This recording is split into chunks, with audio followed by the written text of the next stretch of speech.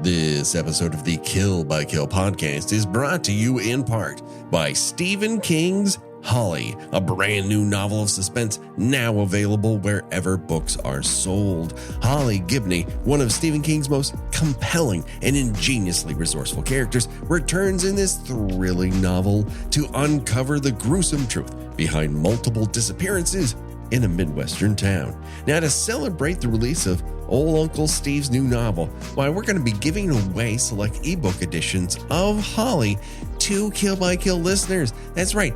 All you have to do is write a new review of Kill by Kill on Apple Podcasts or Google Podcasts, wherever you get the show. And in the body of that review, tell us about your favorite Stephen King novel. Then take a screenshot and send it to killbykillpod@gmail.com for your chance to win your own ebook copy of Stephen King's Holly. And now, the body count continues.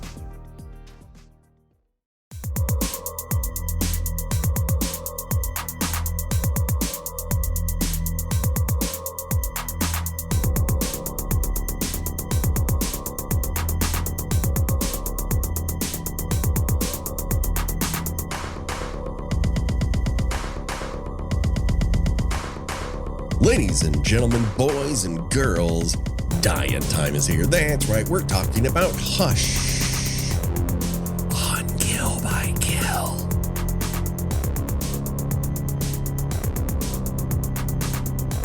I don't know if that's going to come out over the music, but we're going with it. Hey there, hi there, hello there, greetings and salutations. It's your old pal, Patrick Hamilton, coming to you once again from some fucking house in the middle of nowhere. This is the Kill by Kill podcast, where we are dedicated to celebrating the least discussed component of any horror film, the characters. And we're going to unpack all the goriest of details of 2016's Hush by Mike Flanagan in the hopes that just a person trying to write, for Christ's sakes, well, their death is just the beginning of the jokes that we might make at their expense. And as always, there's only one person I trust to write backwards that I haven't seen her face, so she doesn't need to kill me. The one, the only, Gina Radcliffe. How are you doing today, Gina? Oh, yeah. Look over there. She left the key over there. Okay. The stand still so I can get this step ladder and drop this rock on your head. Would this film be improved if, instead of being a writer, Maddie fashioned anvils so that she could drop it on this motherfucker's head? It'd be a lot shorter movie. It would I feel. Yeah. But this is already a pretty short movie. It's a very tight 80 minutes. As we said just before we started rolling, ain't no fat on this. It's very lean. Yeah, no, there is not a moment where I would think back later, that didn't need that. I think there's only one regret to this, and that is it ends too soon. But we will get to it. But I don't want to alarm you here, Gina. We are not alone. That's right. We have a special guest. Now, you may know her as a writer for many an outlet, and of course, as a podcaster, the co-host of The Losers Club. You know her as the one, the only Jenn Adams. How are you doing today, Jenn? Hello, I'm doing well. And Gina, if you're going to drop a rock, I'm going to distract you at the worst possible moment and ruin any chance. Oh, no. There's just no way I'm going to be able to get Patrick into a headlock for even for 30 seconds. It's just not happening. Maybe like 2 out of 10 chance. With the amount of effort, even though it's projected to be cold, I would probably be sweaty by the amount of effort I have to go through. It sounds like a good time to tease somebody before their death, but this involves a lot of fucking work. And at a certain point, you just got to throw in the towel and go, why don't I just shoot this person? Or light that fucking house on fire. But no, that wouldn't be a good movie. No. Exactly. Again, it'd be a lot shorter. Thank goodness he's stupid. He is stupid, right? I mean, it is weird to go right into the movie, but I feel like, what is the point? there's not a lot of plot to recount here. So we're going to forego all of that. There are no fantastically weird bedroom details to talk about. No teen actors 8x10 serving as a photograph that this person took. All the things that we enjoy. No dogs playing pool, zapatas in the background. No chairs nailed to the wall. So this killer is kind of he's rock stupid, I think. Well, the thing is, and I think this is probably quite intentional, is that he thinks because she is hearing impaired that she's stupid. Yes. He mistakes her having a handicap for not really having any brains. Yes. Yeah. And I do think it's also interesting that she does not have any Daredevil like extra sensory abilities. Like super smell or something. Yes. She can smell evil. Or that she can sense danger or any of that shit. It just absconds with that and just goes with she can see what's right in front of her. And she can, if at one point she's under the porch and she feels his footsteps and shit like that.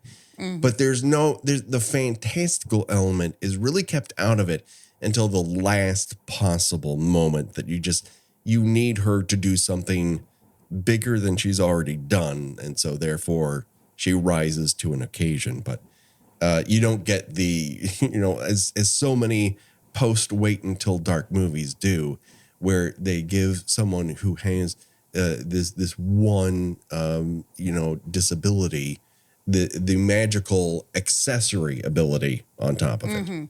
I want to get one thing out of the way right up here at front, beyond our villain being kind of a fucking tool. He likes to kill people. That's already a disadvantage, but he's exactly, also, he also just doesn't fucking get it. Right. The one element that I think needs to be discussed slightly up front is that as a Mike Flanagan vehicle that he wrote with Kate Siegel, who would soon become his wife, is a vehicle for her. And they dreamt it up as if you could do anything, what would you do? And just extrapolate after that, giving her the role of a lifetime. I don't begrudge him that at all. That being said, we now live in a world where I don't think it does need to be said that this role could have gone to a deaf actress. And it didn't, because one of the co-writers is the main actor in the movie.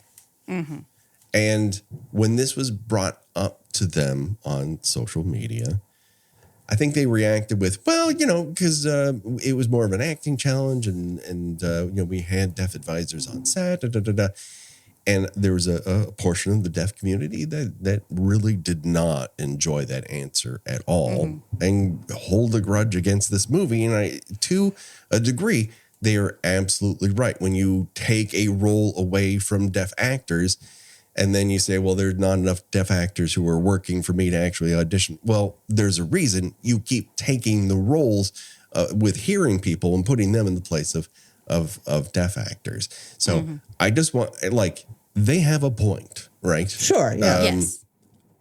I don't think there's maliciousness going on here. I think if this had been made even 1 or 2 years later, I think it would have been a different conversation when they were casting or trying to get it greenlit. But I think the way the movie is, and this is the easy answer, is the way the movie is structured as it is, you cannot have a deaf actor play it because Maddie needs to talk to herself at the end of the movie. And she needs to have the memory of herself as a hearing person.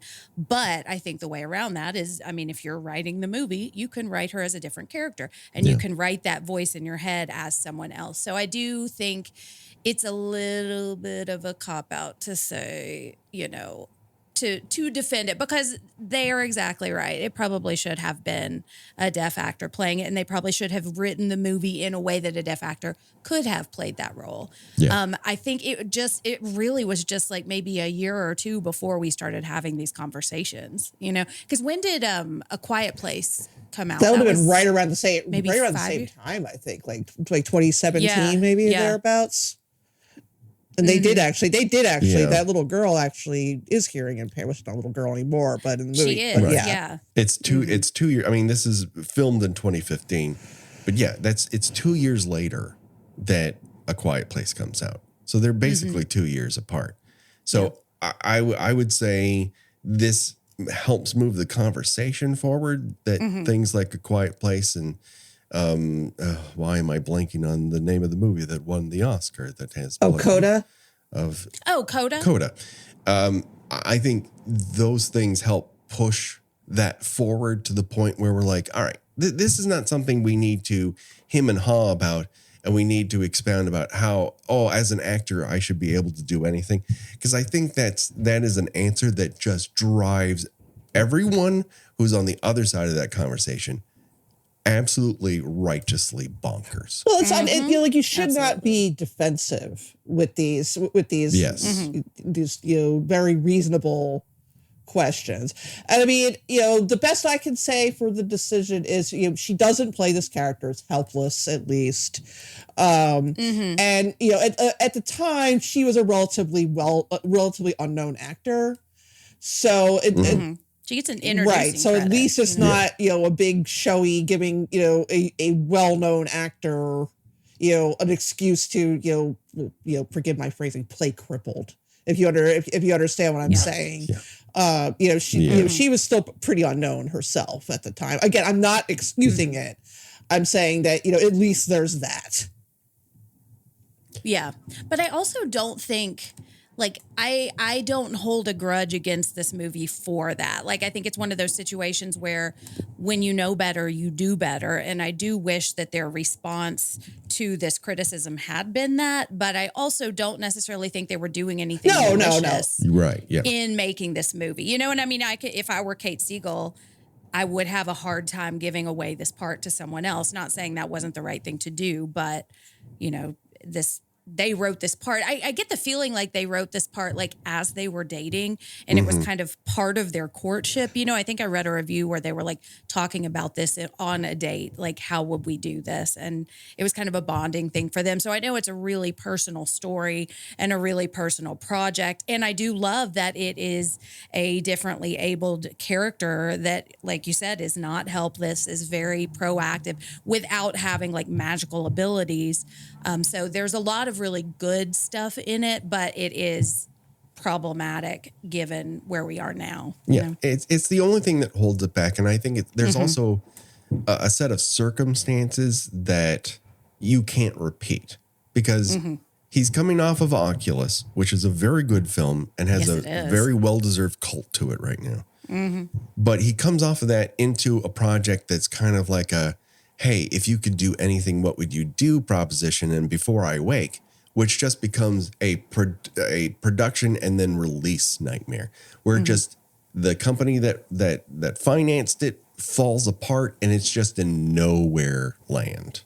And this happens basically as he's like, well, I don't know if I'm really going to be able to convince anyone to make a movie again, because my last one is everyone's convinced is so bad you can't see it, when in fact no one will release it because no one wants to pick up the amount of money we used to make it.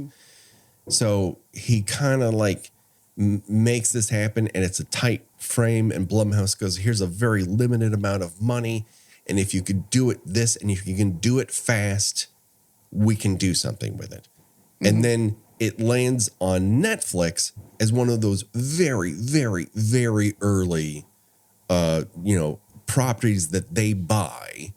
And it kind of is on your home screen, I think literally for 3 years. This and Creep were like, here are movies that we quote unquote made.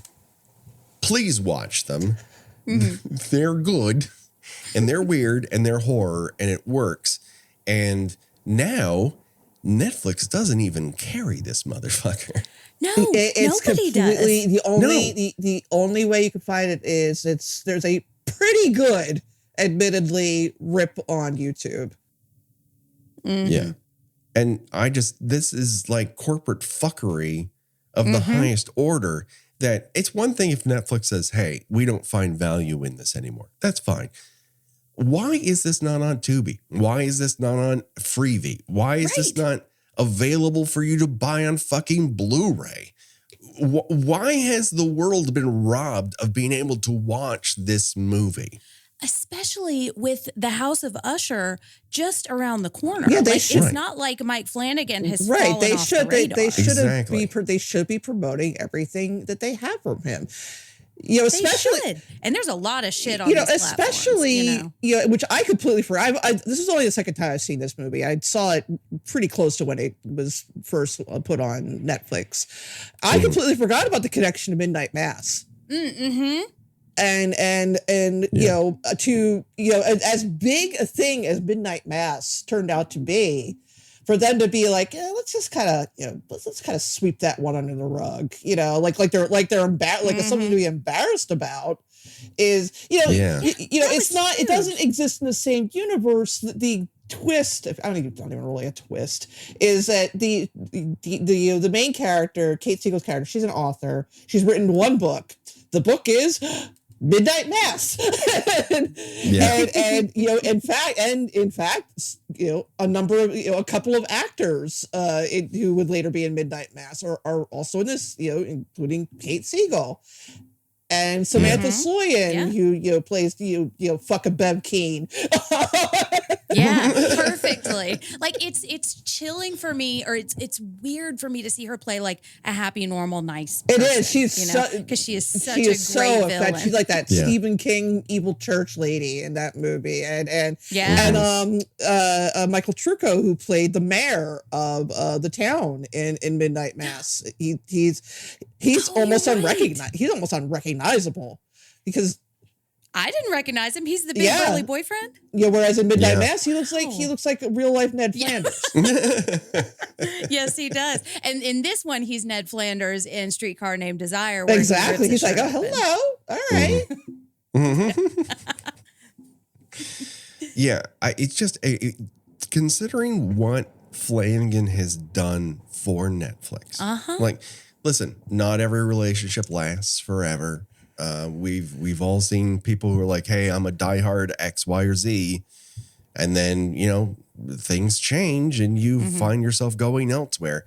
But you can't argue with what the man has done for your platform, whether it is because Oculus has been there for a really long time, and then Hush, and then you go to The Haunting of Hill House, and Bly Manor, and Gerald's Game, and fucking Midnight Mass. And I just cannot believe that Midnight Club not being as big as Wednesday is something you need to punish him for, where you just make Hush fucking disappear. Exactly. And Hush is a good movie, Yes. And I know that he's got an upcoming deal with Amazon, I think, for The Dark Tower, which I will believe that when I see it, because I still don't know if we will ever see a good adaptation of that.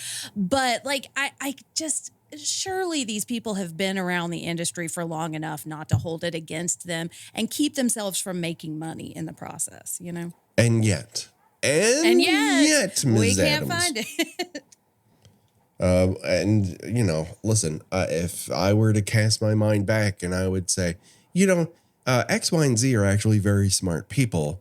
And then to learn that they would sacrifice paying $45 million to lose $500 million. And that's just one fucking studio.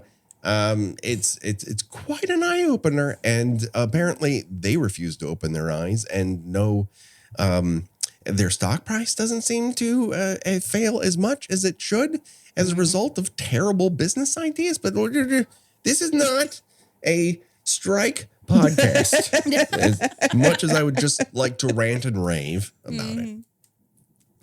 So Hush, as we said, is this very unique thing where on a date, he looks over and says, if you could act in anything, any vehicle that could be yours, like what would be the big challenge that you would want to do?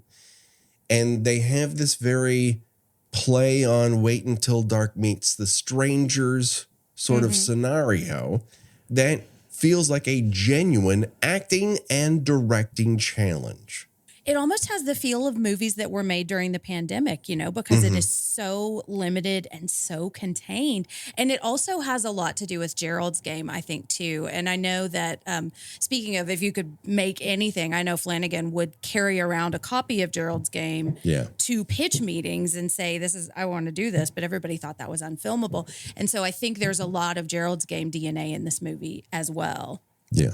It's incredible the challenges he puts in front of himself, but he seems to have a sense of how you can translate what would otherwise trip a lot of people up into very compelling storytelling that also manages to scare people. And I think that is a very rare gift. But we also seem to be confronted with a bit of a renaissance of people who think along these lines. And I know, Gina, we've talked about this a little bit at length, but I would put Flanagan in the pool there with Peele and with Astor in terms of people who really understand how to manipulate horror content into something that is both big and personal and assignments that other people I just don't think can carry it off. The only thing I don't think they can do is each other's movies. Right. Yeah. They have a very, they all have a very signature style. Right. Yeah. I once started an editorial with Mike Flanagan has been reading my diary because he is so he's got a very specific style. And I think as he goes further into his career, a little of the schmaltz drifts in a little bit. I happen to like that kind of schmaltz, and the emotional manipulation that I can see is my 100%. I mean, I'm planning on doing my third watch of Midnight Mass in a couple of weeks, and I know I'm gonna cry again. You gotta get that I'm good gonna cry all over again, even though I know exactly what's coming. I was watching that, and the last 15 minutes, and Corey walked in. Corey's my husband, and he walked into the room as I was just sobbing, and I turned around and I screamed at him to get out because he was ruining my big emotional moment, and I could not have it. Don't see me like this. Exactly. It was knocked up when he walks into the birthing room. But I agree with you. And I think Flanagan he's one of my favorite filmmakers. He is not for everybody, but I think he is able to tackle really big and hard to visualize projects, specifically Dr. Sleep. I know Dr. Sleep didn't do that well when it was released, but if you think about the challenge of that movie, considering what is in the book and the legacy of The Shining, that is an incredible movie. Well, I think it's not a matter of quality. And the cult also continues to grow for Dr. Sleep as well as it should. I think the director's cut needs to become the main cut of that. I agree. Yeah. It is obviously a bigger climb for people, but it really does encompass the impossible. That is a tightrope walk that should be impossible, and yet he makes it possible. But the financial issue with that has everything to do with them slotting the film into 2 weeks into September rather than putting it in October when it would have had the run of the table. They just naturally assumed that it would have the same appeal as It Chapter 1.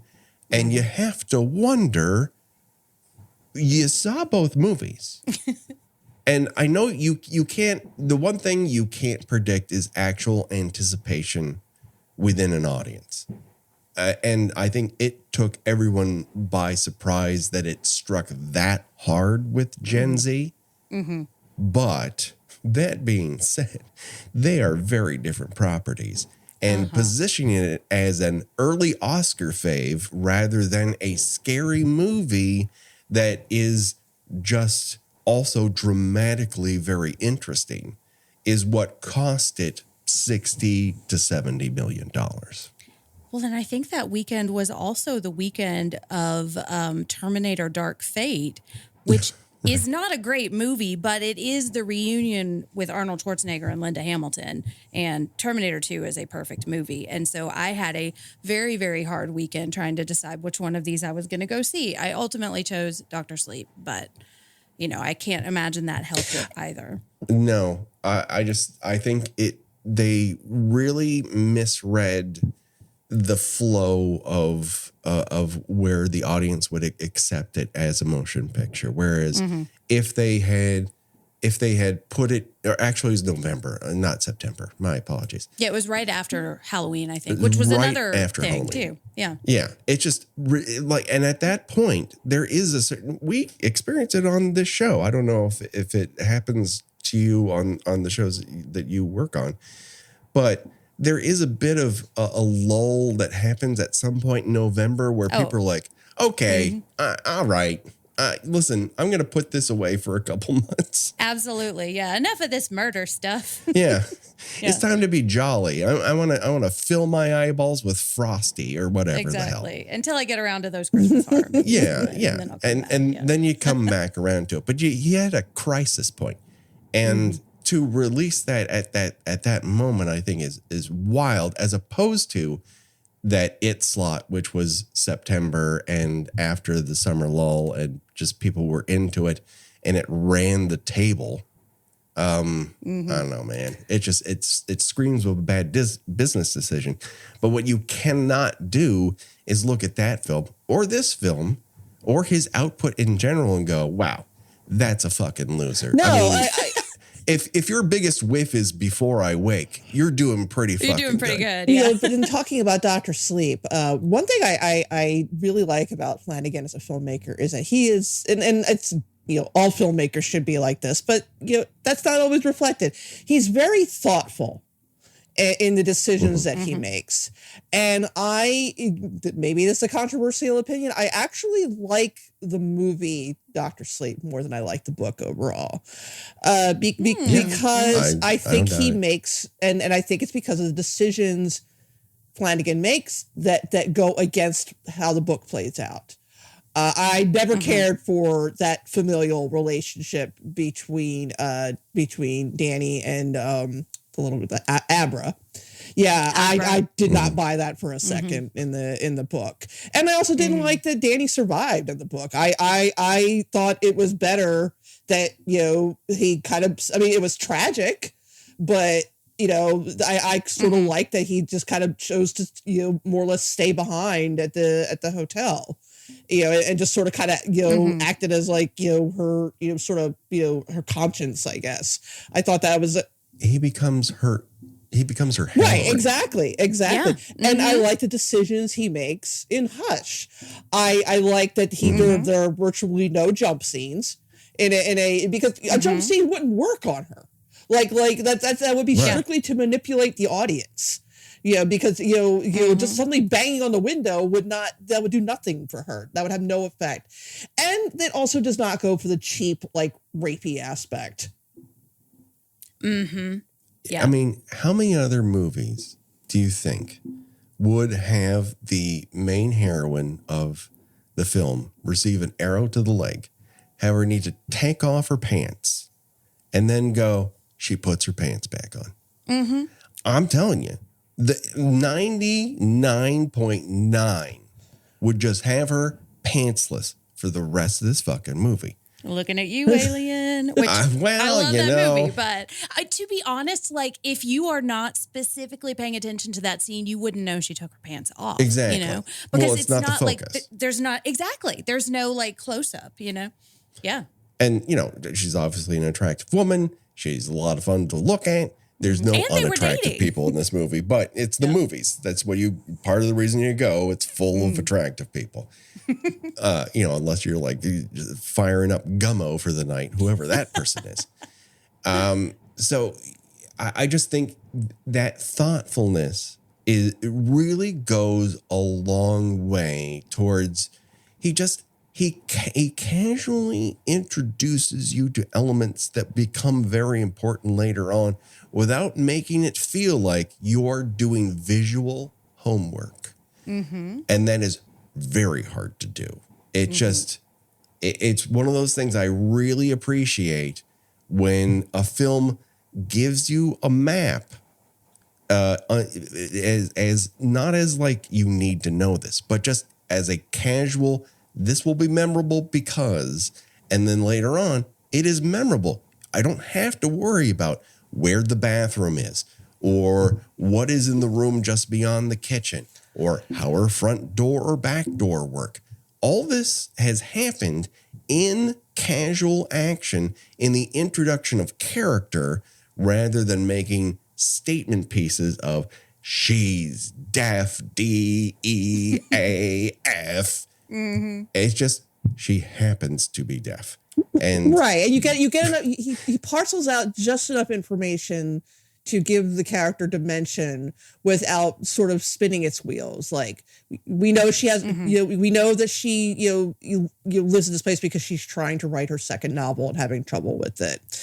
We know that she has a close relationship with her family. We know that she's gone through a recent breakup, but that there seems like both of them might still have some feelings for each other because, he's sending her texts. He's thinking about her. She's considering, FaceTiming with him but she doesn't. But we really never get any kind of, it's enough that, this is something she's struggling with because, it's not really relevant to the rest of the plot. He never shows up. There's no big 0 hour, rescue from him or anything like that. This is just another thing that's going on in her life that gives the character dimension. Mm-hmm. Yeah. The DNA of this, what is both of your sort of history with Wait Until Dark? Because I find this a very interesting companion piece because a lot of people have tried that Wait Until Dark, but it's this. Mm-hmm. And I think this is the only thing that actually comes close to even approximating what the end of that movie and conversely the play is, which is you don't know what the fuck happened. Mm-hmm. You're just sitting with it. What could have happened, what did or didn't. It doesn't need to tell you. It doesn't want to tell you. Mm-hmm. Sit in it. And there's a lot of sit in it moments that are just drizzled throughout this. Jen, what's your feelings on Wait Until Dark? I haven't seen it in a long time, but I love that movie. And I remember in high school, my non-horror loving friends would tell me how scary that movie is. It's like, you got to see it. You got to see it. So I sought it out and I watched it then and I was just blown away by it. And I completely agree. I feel like there's so much in the DNA of this movie that is Wait Until Dark, but it doesn't feel like a retread of the movie, even though there are plot elements that are the same, because there's a little bit of the Silence of the Lambs element, and then and I think that a lot of what makes this work on its own and not be Wait Until Dark is kind of that internal monologue that comes from Gerald's game, which is her talking to herself and kind of finding this inner strength and working the logical plans out, and I think that's what separates it a little bit. But I agree. I think it really nails the ending of that in the same way that Wait Until Dark does. Yeah. I think it's a great movie. I think what both movies have in common is they don't infantilize her. Despite being, she is pretty smart and savvy, and turns what her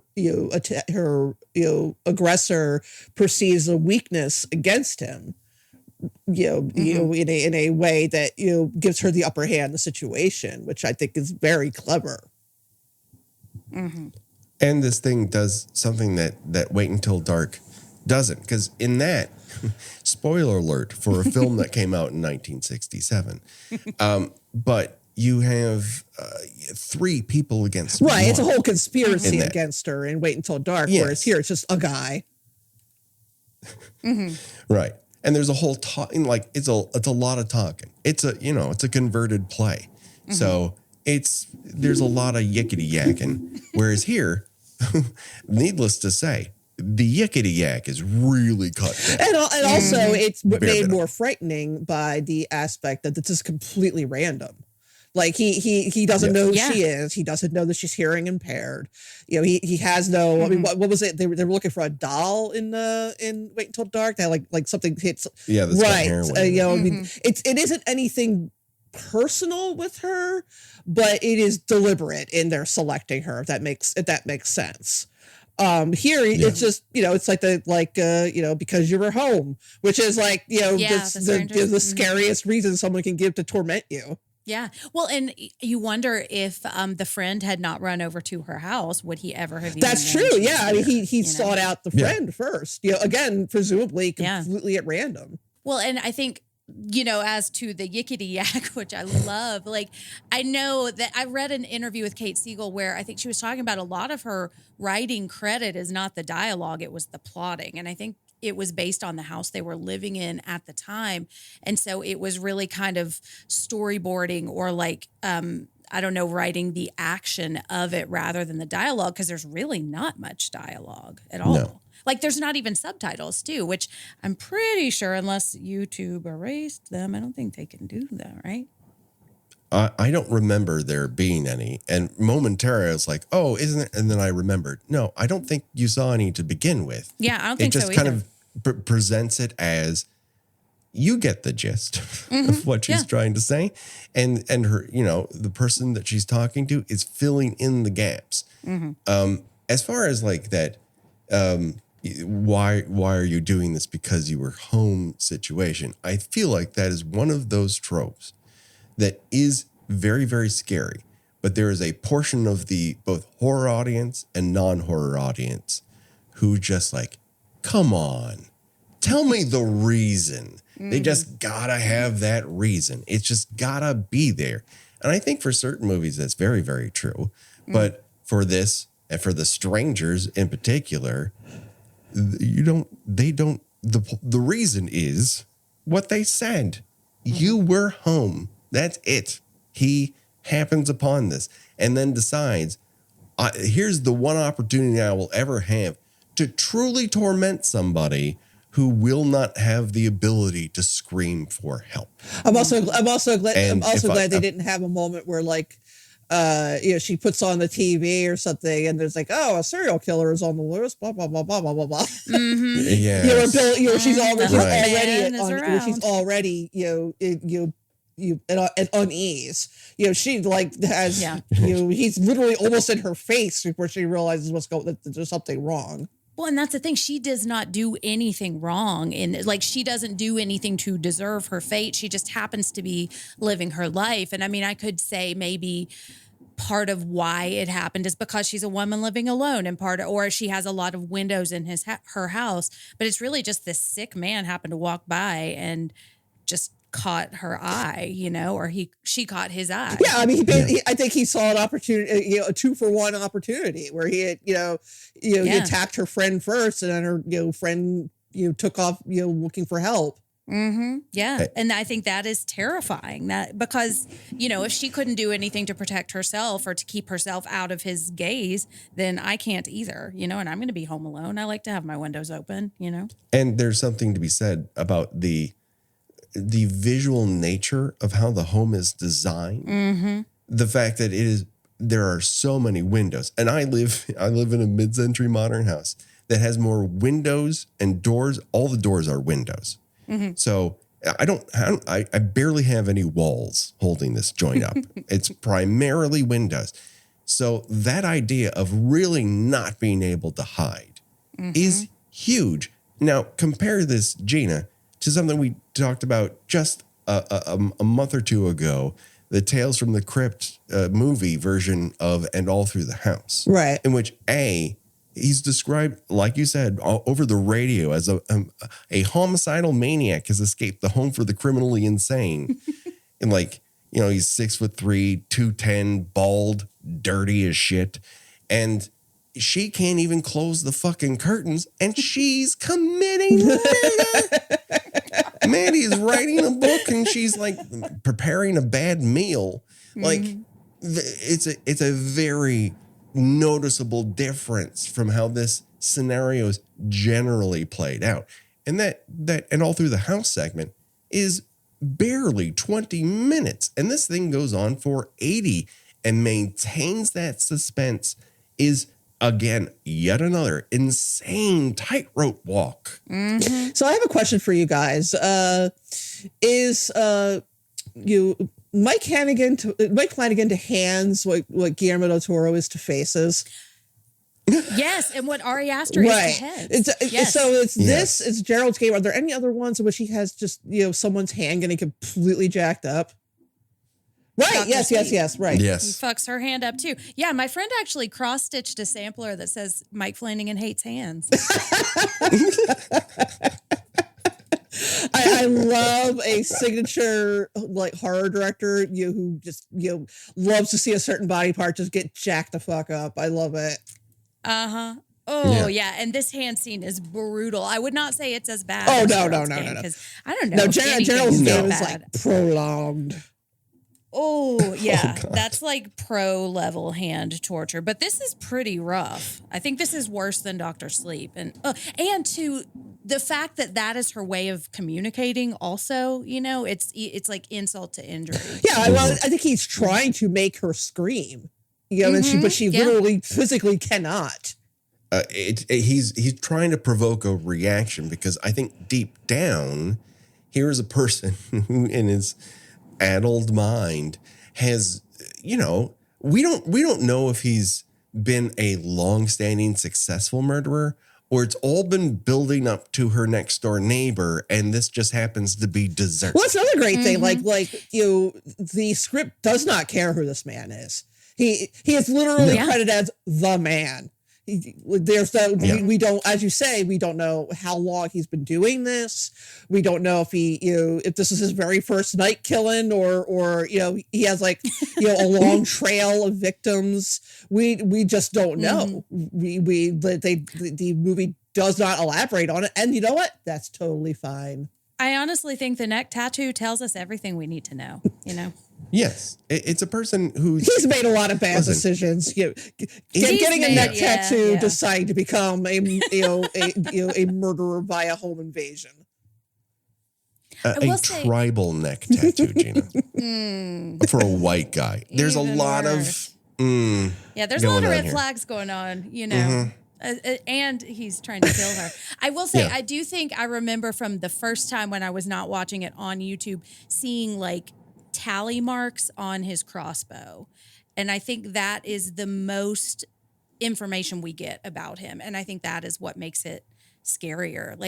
I love the mask that he wears. I think John Gallagher Jr. is fantastic in this role. I love him as an actor. And he's one of those really interesting actors that I think can play really charming and likable and also really evil and gross, in this performance. But the most we really get to know about him is his face, and I love the moment when he takes his mask off, which feels like a subversion. Well, yeah, because she's like, yes. I'll let you can go. I haven't seen your face. And he's like, well, now you have, so now I have to kill you. Right. And I love that seeing his face is scarier than seeing him in the mask, because it's blank. There's a lot there's baby face Michael Myers. There's no real here. He's very soft spoken. It's just he's and again, he just does not seem to have any reason for doing this. He's just he just loves to kill. Maybe a bit of an incel, maybe. Listen, he's carrying around a vibe. That's for sure. He definitely is. Yes, he's paying $8 for Twitter. Absolutely. Oh, absolutely. Yeah. He makes some he makes some vaguely snide remarks about her boyfriend, being built like a linebacker and all, and then you can kind of feel, that he's working some shit out with that, and was all too pleased the opportunity to be able to kill a guy who probably represented someone who used to pick on him in high school. Mm-hmm, absolutely, he's cat turd dot 3.97. Here's something that I didn't really think about until rewatching it here. But is this, in a way, one of the catalysts of what would go on to be known as screen horror? this is before,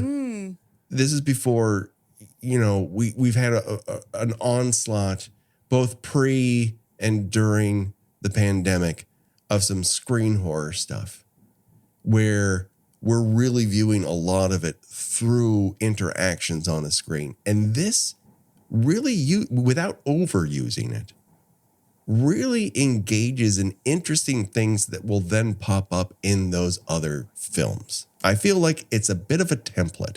It must have sparked some neurons in people along the way, because that sequence where he starts sending her photos from her own phone and then determines that she cannot reach the Wi-Fi of the neighbors because it has a WPA2 password protection on the phone, is kind of like, damn, that's fucking smart. It just feels smart. I'm not saying he's smart. I'm saying the movie is smart. Well, yeah, and it's, you know, it's got to emphasizing just how isolated she is. And I love the scene where she's on the phone with her sister and she sees something move in the back. And I love that is not overdone. Like, we don't get a close up. We don't have a whole montage where she's going back and checking. Like, it's just a hint that something is wrong. Somebody may know, and maybe he's in the house. And I think that I agree. I think if he did it now, it would probably be, he would lean into that a lot more, you know, but I think because it was maybe a little bit on the forefront of that, I agree that it feels eerie, not oppressive, you know? Mm-hmm. It's just got a lot going on to it that I found invigorating. When I put it on the schedule, I'm like, here's a movie that I don't think enough people are talking about. Totally. That really does a lot of smart stuff. And I thought, well, this is on Netflix. Everyone's going to see it in their feed and go, well, I should watch that again. And it's going to be murder to tell people it's not fucking available anywhere but one decent rip on YouTube. It's just insulting. And if we could do anything with this podcast, I would hope that it would be to convince somebody to start airing it fucking somewhere, goddammit. Bring Hush back. Yes. Right. Why are we being denied this really good with all movie? with all the garbage that's taking up real estate on Netflix to kind of just surreptitiously take this movie out of circulation. It's just so, yeah, you're right. It feels very petty. Yes.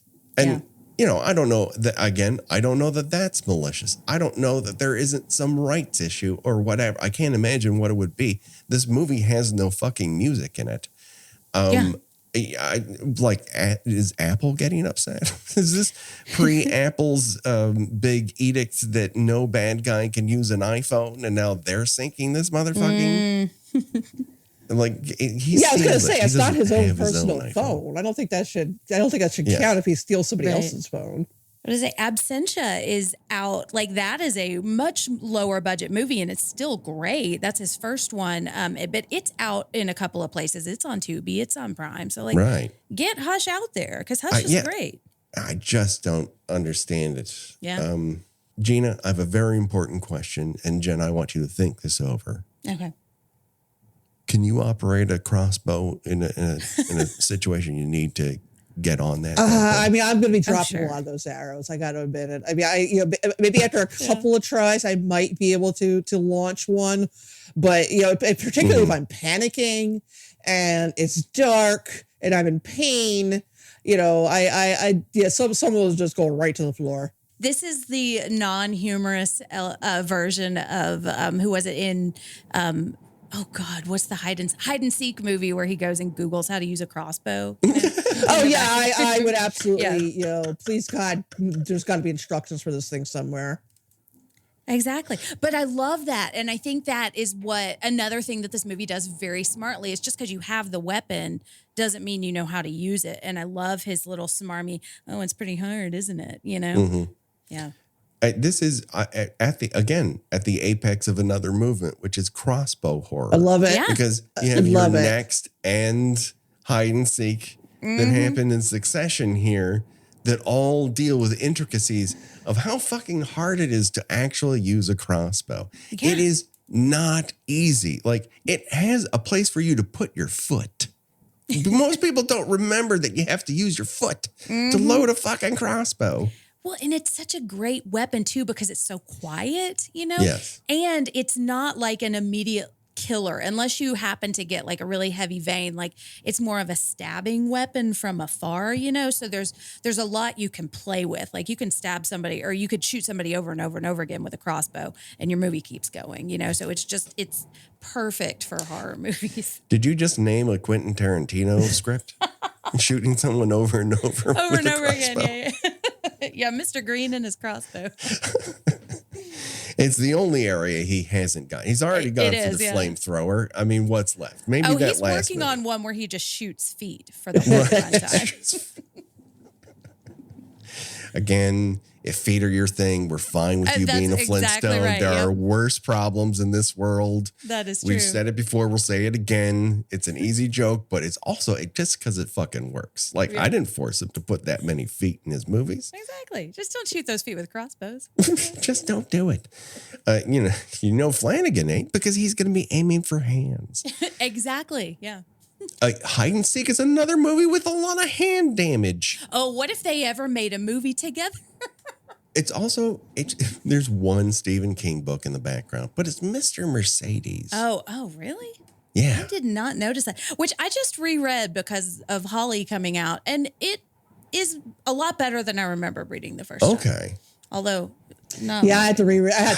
I did not care for that one. Yeah. I feel like I fell asleep a lot. It's short. I liked it a lot better on reread. And I find a lot of times, sometimes if there's a King book that I don't like the first time, once I know how it's going to end, I enjoy it a lot more the second time, you know? I'm seeing the tree or the forest for the trees or something. Yeah. Well, I'm the weirdo who's read Insomnia like 5 times. Insomnia is so creepy. It's so unsettling. Mm-hmm. Oh, the scene. Maybe it's because I have suffered from insomnia quite frequently in my life. So it's like, I'm going to start seeing some weird shit soon, aren't I?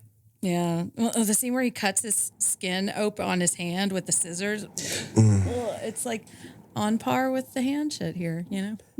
I just love how weird he makes Derry in a town that you've already know a lot of weirdness about, that he's completely unaware of its weirdness. And he just slowly melds into, that wonderful Stephen King thing where your protagonist or group of protagonists, all by the machinations of the book, slowly become the hero just over the course of, it's like it's destiny. The content exists and then they just move towards the goal. And while it can cost them everything, but they still do it because there's a humanity there that compels them forward. And Insomnia has that in spades. And I think it's because it's that one really unexplored Stephen King. I'm 100% here for that run of very weird, very gruesome books he put out. You have that, you have Rose Matter.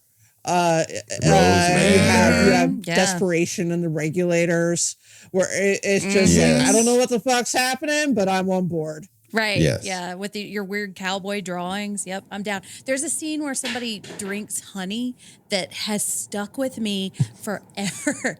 And I love honey, but just how torturous that is to read it. But those are tower adjacent. Some of them are tower adjacent books. So maybe Flanagan's right. I mean, Insomnia. A kid draws a picture of Roland. And I was like, what? The first time I read that. What, like 700 pages in? You're like, holy shit, are we talking about the tower? Yeah, he just casually mentions this kid's drawing a picture of the tower. Although with Insomnia, for me, the most unsettling part was the little tunnel with all the things that they collected, and one of them was Gage Creed's shoe. And I'm like, get the fuck out of here, Stephen King! What are you doing to me? It's just when he throws in those little Easter eggs, it's just perfect. It's like in 11/22 when 2 of my favorite characters of all time show up. It's just like, chef's kiss. Yeah. God. Yeah. All right. This is not a Stephen King podcast. And yet, I feel like I think one of the reasons why Flanagan gets at King, he just understands how those story structures work. Well, I told you this, but I went before. I don't remember what I think it was one of the episodes of Chat by Chat where one of the reasons that I love Midnight Mass so much is because to me it seeds were planted with Salem's Lot, and I just feel that that had to have been a huge influence on Flanagan.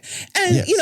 It's not unreasonable to bring up King, specifically with Hush, because he raved about it when it came out, and I think that got a lot of audiences' eyes on it that otherwise might not have heard about it.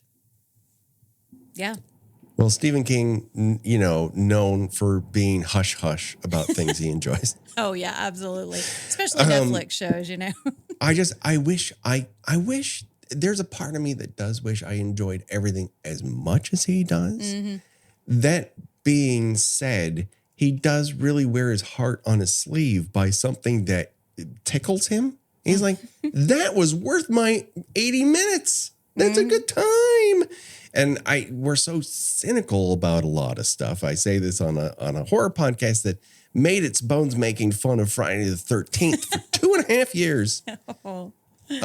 But, he really does enjoy things wholeheartedly and is not afraid to tell people. And there are worse sins in this fucking world, which is part of the reason, if we're going to go back to Twitter, why Elon Musk is so desperate for his approval. Because he's seen Stephen King go, if you see one Dracula on a boat movie, make it The Last Voyage of the Demeter. Set sail. Call me Captain Howdy because I'm. Well, and I love how I feel like he doesn't necessarily seek out, but he really makes it a point to support people on the very early stages of their careers, yes. Or especially with books, he'll really kind of promote first-time novelists if he enjoyed the book. And, he's not offering a well-worded 700-word review, he's just saying, hey, this was fun. This was worth my time. It's going to be worth your time too. And he knows the platform he's got and he's willing to use it to help people, which I love, Yeah. Although I read Danse Macabre every 5 years. It's so good. It's so good. Mm-hmm. And the way he talks about The House Next Door. Have you ever read that? The House Next Door? Yeah. It's been a long time. It's been a long time. But I'm I'm reading this, and in the first 25 pages, that protagonist is jogging topless. Oh. And you're like, fucking why? Uh-huh. Then why? Why? Why? And the rest of the book, very, very good. But that's always the thing that struck me is you read that and you're like, you know what? I'm settling in, baby. If it was not for Danse Macabre, I would have said, maybe this isn't for me. Yeah. It's just one of those character decisions you just can't. It just seems completely foreign. Now, let's transpose that to Maddie, who is very down to earth. Mm-hmm. And it just possesses just enough wherewithal where she knows she's in a very dire situation, and she's not paralyzed by it all the time. But when she sees something that's completely fucked up, sometimes she's like, you know what? I'm dropping this flashlight and backing up out of this fucking room. Mm-hmm. My brain has gone bye-bye here. There's that little bit of Toby Hooper in this but it's not the Toby Hooper, my brain is exploding in sparks. She just has to shut down for a while. Her brain goes into sleep mode for a minute and a half. I mean, I get it. That happens to me when I'm on a really crowded subway train. Yeah, what I love about Maddie and that is this feels like a situation that they have really lived through, or not lived through for real, but they've really worked all the steps through. Nothing she does feels dumb. Nothing she does feels like something you couldn't see yourself Right, doing, exactly. you know? It all feels, Yeah. everything feels very believable. Yeah, very Yes. and considered, and I love that she just takes her time, and she's got a lot of strength at the end, but she just kind of laying on the floor of the kitchen when she like lifts up that wasp spray, which is probably how I would shoot it too. Yes. And I like that her quote unquote superpower in the end is her writer's voice. Is she thinks through the situation as she would a situation that she is writing, and she finds a solution that she will try. And again, it's not like you hear it at the end, but you also see it throughout. It's when she causes a distraction with the car alarm to check for the phone.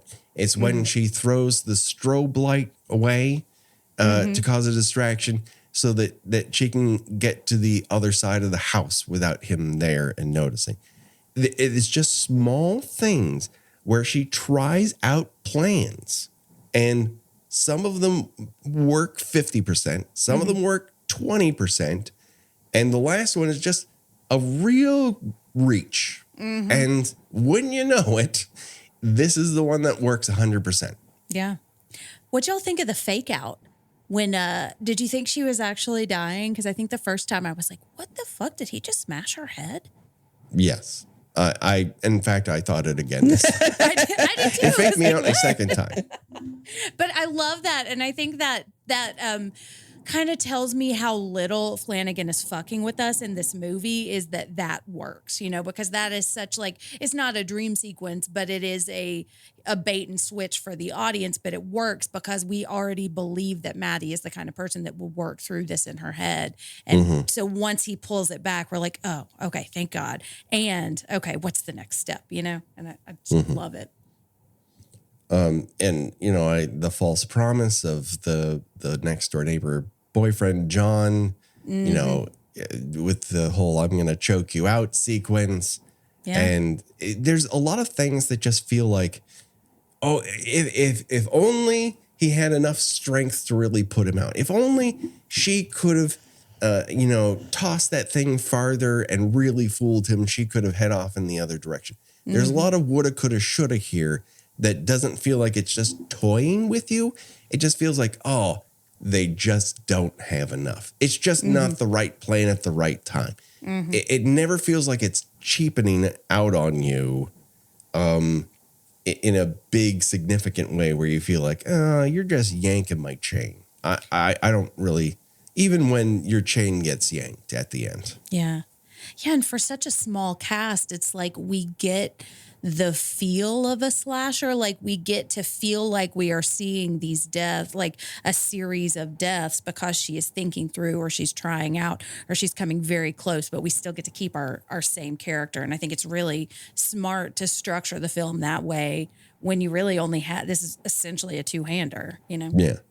It's a really incredible feat for doing this on $1 million. And he would go on to do bigger tightrope walks, but this just demonstrates that he's just not satisfied with it being simple. Simple is an interesting way to do it, but that doesn't mean you can't complicate it in small, smart ways.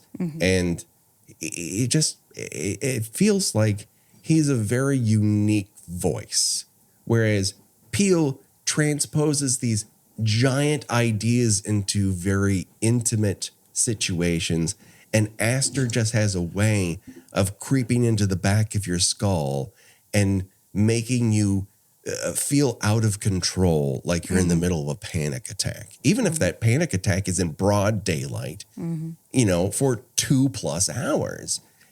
They're very rare gifts, and I enjoy the fact that we're in a moment where there's a lot, and they're not the only ones, but obviously a moment in time where so many people are able to create so many interesting things within the horror realm. It's a very enjoyable time to be a horror fan. Completely agree. Yeah. So before we go, of course, it's very important that we choose your death venture. And that is where we decide of the, couple deaths here in Hush. If you were forced to die in one of those ways, which one would you choose and why? Of course, up for bid this time we have shot with a crossbow and then stabbed in the gut at least a baker's dozen amount of times. Ooh. Oh, that was a rough one. Now, you can also get blood out from neck stabs and a couple leg slashes. Or you can just take a corkscrew to the neck a few times. Yeah. That's after you taste and see wasp spray, which I can't imagine is particularly fun. Now, Maddie sees a bunch of different scenarios, but I think we're going to cut it off at real deaths here because we'd be here all night if we included those. So, of those scenarios, Jen, I choose you as our guest to go first. Oh, it's a tough one because I don't want to get sprayed by wasp spray. I don't know. The first one is so upsetting. And she thinks she's going to get away. And I love how it plays out. Like, help is right there. And she cannot get Maddie's attention. And that's just horrifying. So that one's definitely off the table for me. But there's something really heartbreaking, I think, about Big Burly Boyfriend's death when, he stabs him and he just looks at him and he says, no, it's done. Like, you're dead. And it's just so cruel, Plus, there's, I feel like, a tendon slice too, but I think that's the one I'm going to go with. I think of the three, I don't want to get a corkscrew stuck through me. That's going to really rip a whole bunch of shit out of your throat, And the wasp spray, that's the deal breaker. So yes, I'm picking Big Burly Boyfriend, slowly bleeding out. Plus you're outside, you get to look at the stars. That's right. You want an outdoor death. Yeah, you get a moment like at the end of Midnight Mass where she's dying and looking up at the stars. Yeah. I'm going to start crying again. Jesus. Oh, yeah. I know. We're going to come out of this with a whole list of Flanagan tropes. Gina, what say you? I too am going to take Big Burly Boyfriend because at least I get a chance to be heroic before. But he tried. God love him. Right. He tried. He did. He did try. He did. And in a situation, I was casting my mind is this a bad boyfriend? No. Is this a boyfriend you don't like? And it's nothing. And I don't know why that was in my head. And the whole time I'm going, when does he be a bad boyfriend? No, it's just something I invented after the fact. Yeah, it's because of the patriarchy. Exactly. He comes looking for her, for his girlfriend. He's concerned. Not angry that she's not home. He's concerned, and and he figures out right away there's something not right, and he tries. Bless him. He tries to be the hero. Yeah, it's bad luck, and Maddie, I'm telling you.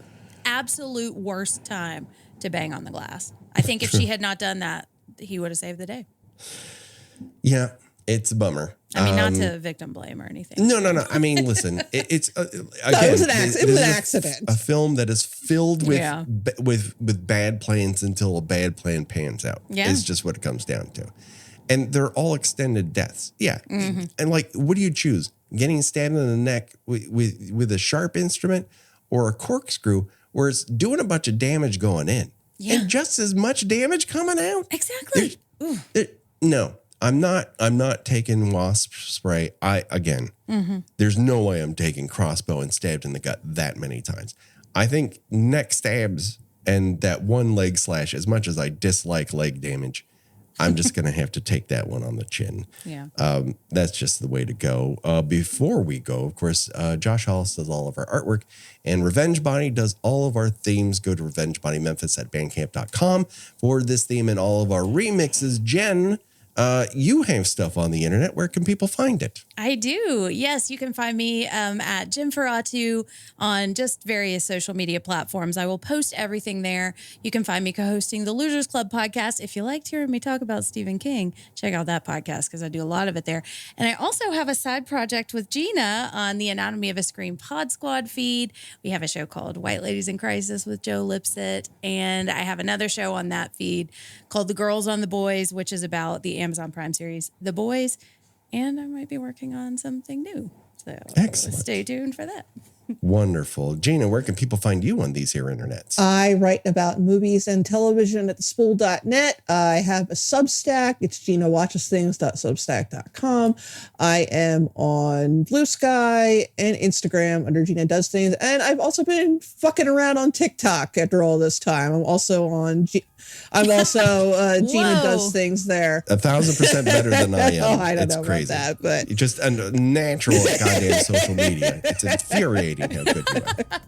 I'm still 00.J7972 something something on TikTok because I'm You can find us unbelievably on TikTok. Occasionally, I will stick my face in front of the camera. Gina does it much better. She's figured it out.